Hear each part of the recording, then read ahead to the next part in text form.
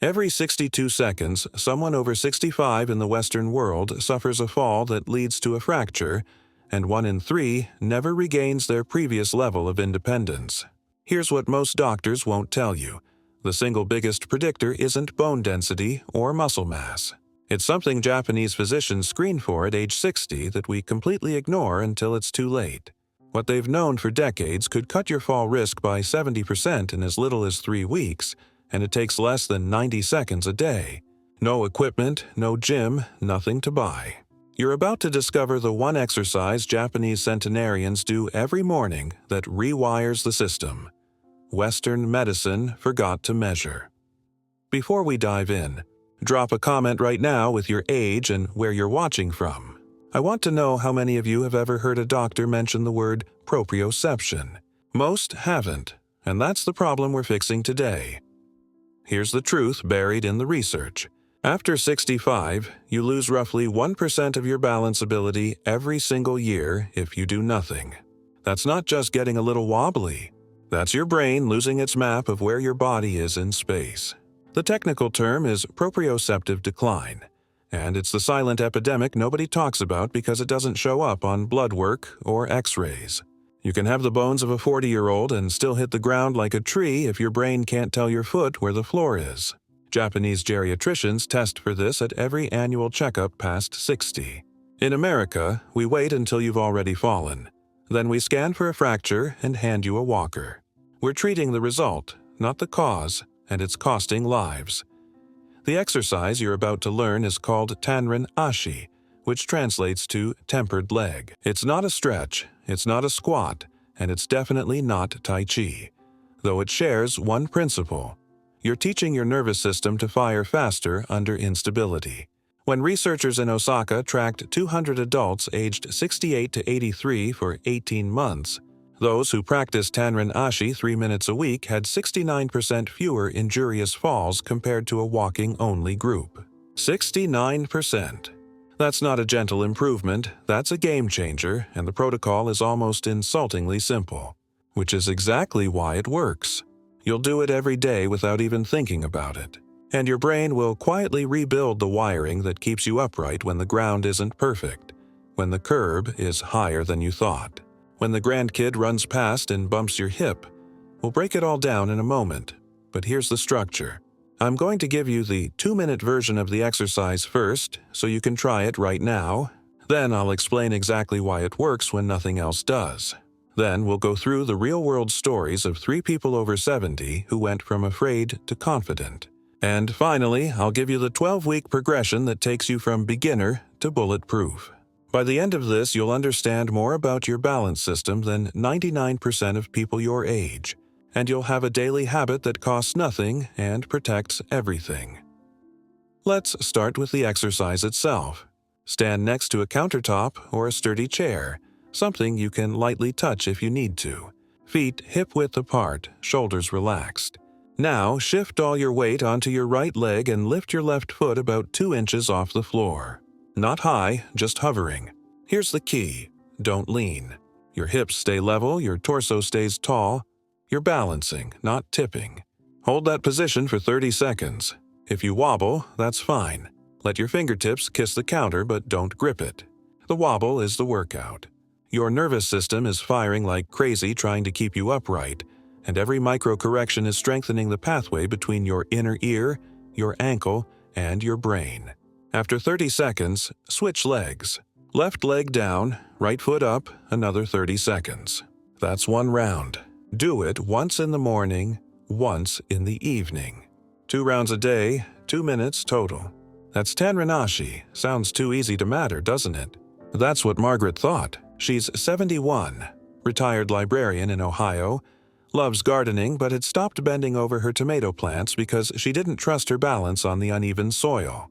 She'd caught herself twice in 1 week, once on the porch step, once reaching for a bag of mulch, and both times it was her hand shooting out to grab something that saved her. Her daughter sent her a video of this exercise. Margaret tried it in her kitchen the first morning and lasted 11 seconds on her left leg before her hand slapped the counter. 11 seconds. She was shocked. She thought balance was just something you had or didn't have, like height, But she kept going, every morning while her coffee brewed, every evening while dinner cooked, 30 seconds per leg, twice a day. 2 weeks later, she tested herself again. 41 seconds on the left, 47 on the right. Barely a wobble. 4 weeks in, she was back in the garden on her knees, shifting her weight, pivoting, reaching, and her body just knew where it was. No fear. She told me the real surprise wasn't the time improvement. It was how automatic everything felt again, like her body remembered a language it had forgotten. So why does this work when other exercises don't? It comes down to 3 systems that all decline together after 60 but are almost never trained together. First, your vestibular system, the fluid-filled canals in your inner ear that tell your brain which way is up. Second, your visual system, which gives you spatial reference points. Third, your somatosensory system, the nerve endings in your feet and ankles that report texture, pressure, and position. When you stand on 2 feet, all 3 systems are on cruise control. Your brain barely has to work. The moment you lift 1 foot, you lose half your base. Your center of gravity shifts, and suddenly all 3 systems have to talk to each other in real time, or you tip over. That conversation, that rapid-fire neural negotiation, is what degrades with age. Not because the systems break, but because we stop challenging them. We walk on flat ground, we hold rails, we sit more. We're safe, but we're also sedated. Tanrin Ashi wakes everything up, and it does it in a way that's scalable and safe because you control the difficulty just by how lightly you touch the counter. Here's the kicker. Research out of Japan's National Institute of Health and Longevity has shown that single-leg standing time is a better predictor of all-cause mortality in older adults than walking speed, grip strength, or even VO2 max. If you can't stand on one leg for at least 10 seconds at age 70, your risk of dying in the next decade doubles. Not from falling, from everything. Because balance is a proxy for nervous system health, and your nervous system controls everything from digestion to heart rhythm to immune response. When your brain can't coordinate a simple one-legged stand, it's a red flag that central processing is lagging. The good news? Unlike bone density or arterial plaque, proprioceptive function responds fast. You're not growing new tissue, you're re-establishing a skill, and skills come back quick when you practice them daily. Let me give you the second story. Harold, 76, former electrician in Michigan, 2 hip replacements, and a cervical fusion that left him with some residual dizziness if he turned his head too fast. He'd stopped driving at night because he didn't trust his reaction time, and his wife had started doing all the grocery shopping because the bright lights and crowded aisles made him feel unsteady.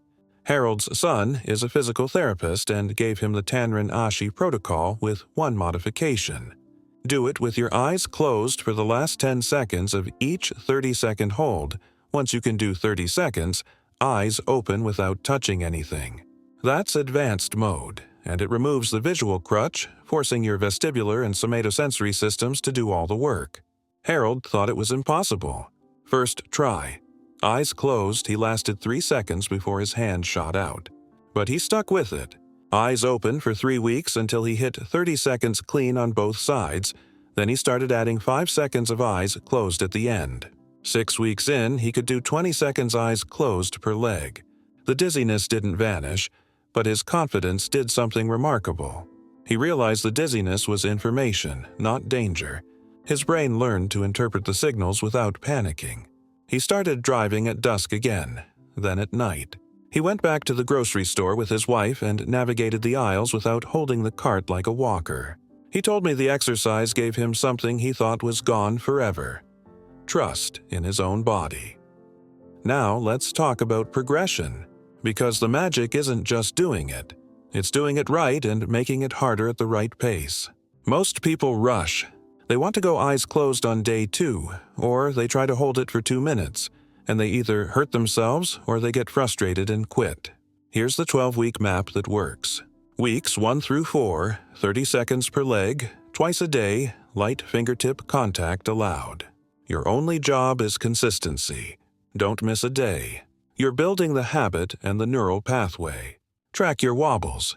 If you're wobbling less by week 3, you're on track.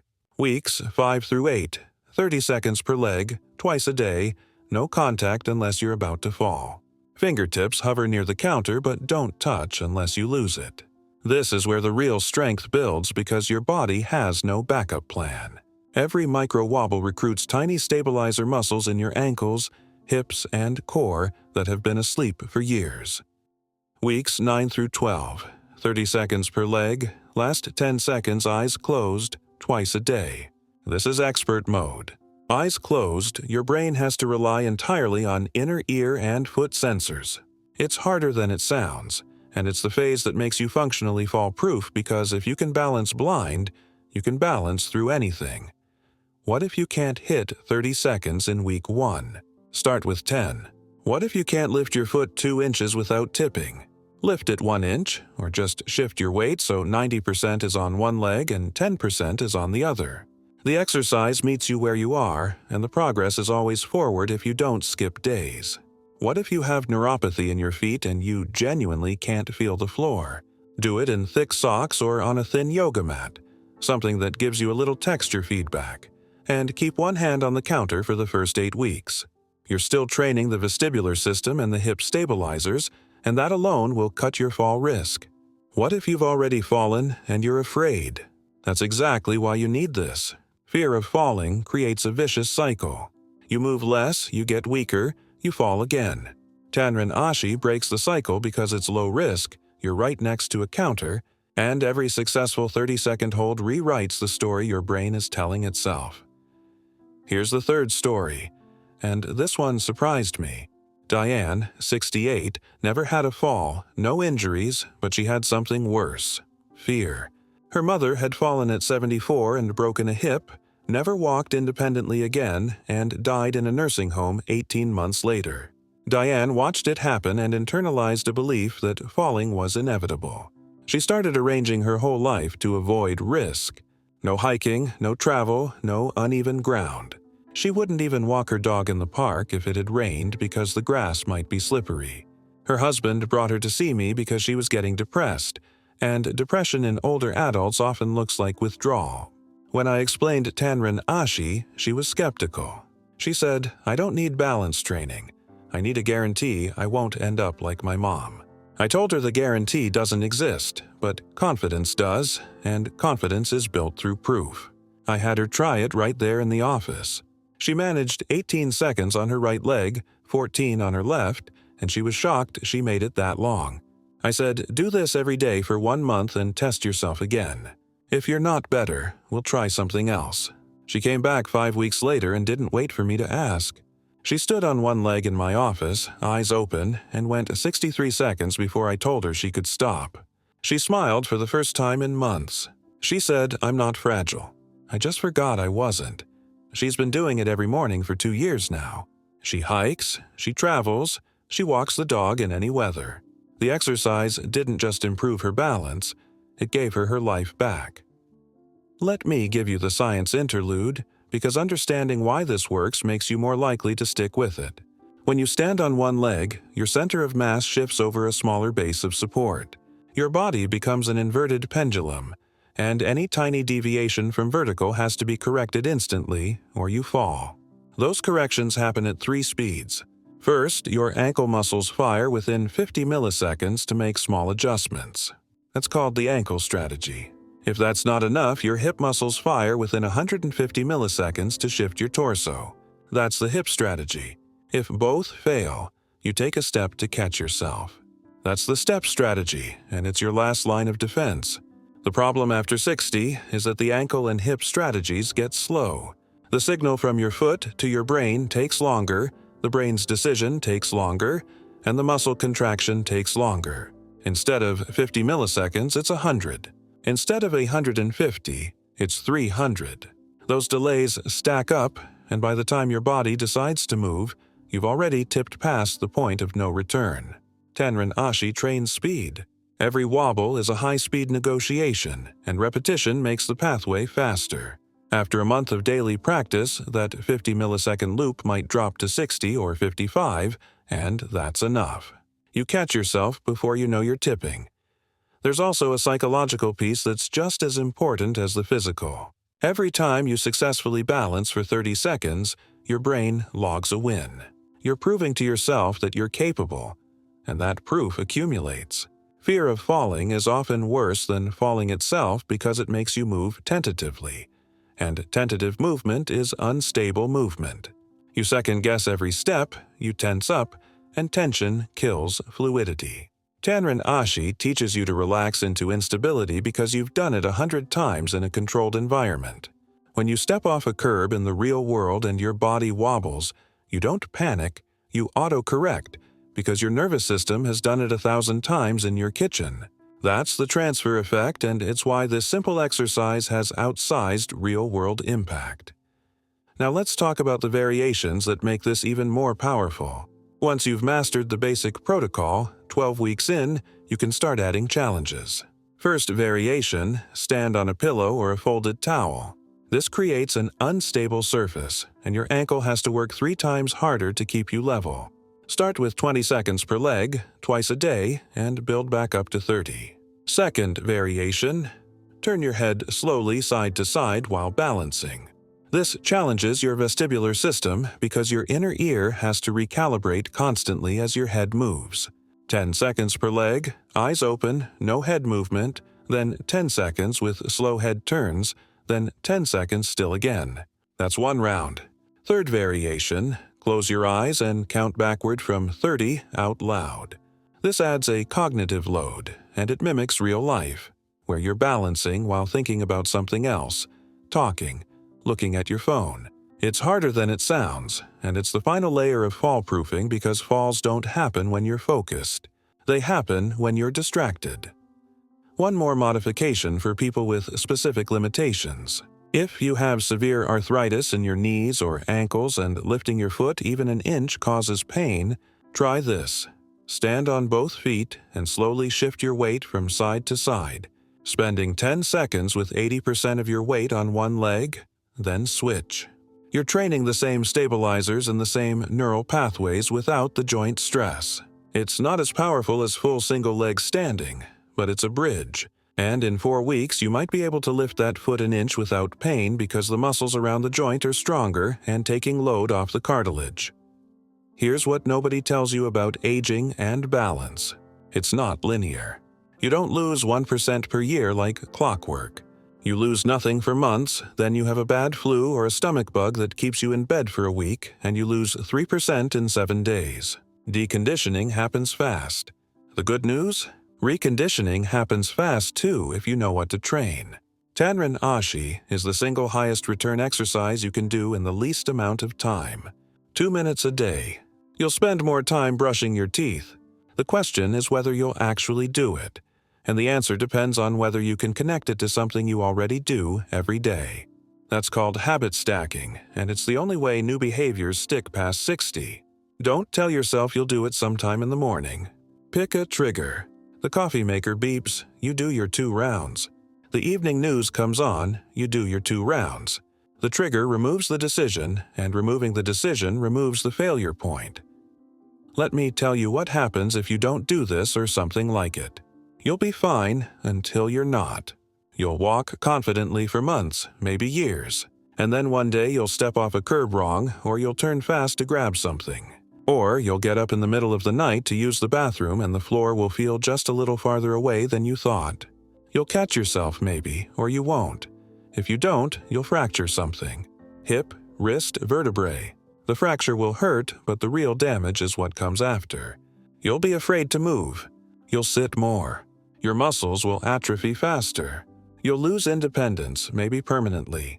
20% of hip fracture patients over 65 die within a year, not from the fracture, but from the cascade of immobility, pneumonia, clots, infections. It's a nightmare, and it starts with a balance failure that could have been prevented with 90 seconds a day. Here's the hopeful truth. Your nervous system is plastic until the day you die. You can build new connections, speed up old ones, and relearn skills you thought were gone. You're not fighting age, you're fighting neglect, and neglect is reversible. The Japanese have known this for generations. They don't treat balance like a fixed trait, they treat it like a practice. something you tend to every day the way you tend to your teeth or your garden. Tanrin Ashi is one tool in a larger philosophy. Age is navigated, not endured. You adapt, you train, you stay curious about what your body can still do. That mindset shift alone is worth more than any pill. So here's your action plan. Today, right after this video, stand next to your kitchen counter and try 30 seconds on each leg. Don't judge the wobbles, just notice them. Write down your time if you want to track progress. Tomorrow, do it again. Same time, same place. Do it every day for 2 weeks without worrying about improvement. You're building the habit. At the 2-week mark, test yourself. If you've added even 5 seconds to your time, you're on the right path. If not, check your form. Are you leaning? Are you holding your breath? Relax your shoulders, breathe normally, and let the wobbles happen. They're not failure, they're feedback. At 4 weeks, you should be stable enough to go the full 30 seconds with minimal hand contact. At 8 weeks, you should be able to do it no contact. At 12 weeks, start experimenting with eyes closed for the last 10 seconds. That's the finish line, but it's also the starting line for a lifetime of confidence. One last thing. Share this with someone who needs it. Not with a lecture, just send them the link and say, "Try this for 2 weeks and tell me what happens." Balance problems are invisible until they're catastrophic, and most people over 60 have no idea how much they've declined, because decline is gradual, and our brains are brilliant at compensating until they can't. If you know someone who's moving more cautiously, who's holding onto furniture when they walk through their house, who's stopped doing things they love because they're afraid, this could change their life. It changed Margaret's. It changed Harold's, it changed Diane's, and it'll change yours if you give it 2 honest weeks. Which part of this are you going to try first? And what's the one thing that's been stopping you from working on your balance until now? Drop it in the comments. I read every single one, and your story might be the push someone else needs to start.